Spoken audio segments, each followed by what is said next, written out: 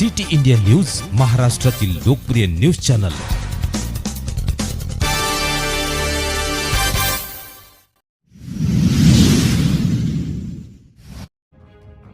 देवेंद्र फडणवीस यांच्या कार्यालयाबाहेर महिलेने जी काही तोडफोड केली ते अत्यंत गंभीर आहे। या संदर्भात महिलेची मानसिकता तपासण्याची गरज आहे।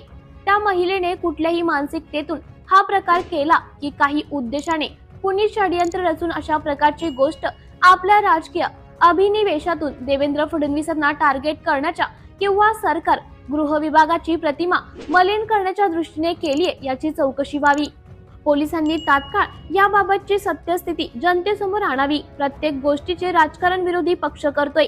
विरोधी पक्षाला सर्वार्थाने देवेंद्र फडणवीस डोईजड झालेत। राजकीय टीका टिप्पण्या न करता व्हिलन बनवणे, टार्गेट करणे सुरू आहे। अशा प्रकारे कुठलेही षडयंत्र आहे का हेही तपासण्याची गरज आहे। देवेंद्रजींच्या कार्यालयाबाहेर जे काही तोडफोड महिलेने केलं ती अत्यंत गंभीर प्रकार आहे।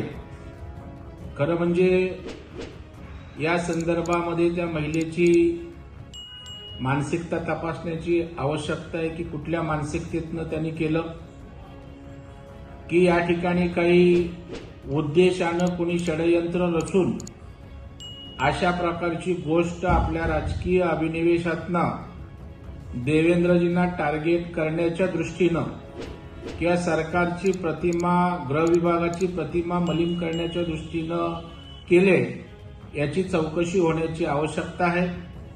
मला वाटतं तात्काळ पोलिसांनी या विषयातली सत्यस्थिती जनतेसमोर आणण्याची आवश्यकता आहे। कारण प्रत्येक गोष्टीचं राजकारण विरोधी पक्ष त्या ठिकाणी करतोय। कारण विरोधी पक्षाला सर्वार्थानं देवेंद्रजी त्या ठिकाणी डोईजड झाले। त्यामुळे कधी जातीपातीचं, कधी आरक्षण, राजकीय टीका टिप्पण्या न करता व्हिलन बनवणं, टार्गेट बनवणं हे सुरू आहे। अशा प्रकारे कुठलं षडयंत्र आहे का ही तपासण्याची आवश्यकता आहे। सिक्युरिटीतना कशी गेली, या राज्यामध्ये जनतेला, सर्वसामान्य जनतेला ऍक्सेस आहे। सिक्युरिटीने अर्थात तपासला असणार, ती काही शस्त्र घेऊन, रिव्हॉल्वर घेऊन गेली नव्हती, तथापि पास का नव्हता या सगळ्या गोष्टींची माहिती घेऊन महाराष्ट्रातील जनतेसमोर सत्यस्थिती त्या ठिकाणी येणे आवश्यक आहे, जेणेकरून याचा राजकीय त्या ठिकाणी वापर अशा गंभीर कृत्याचा कोणी करणार नाही।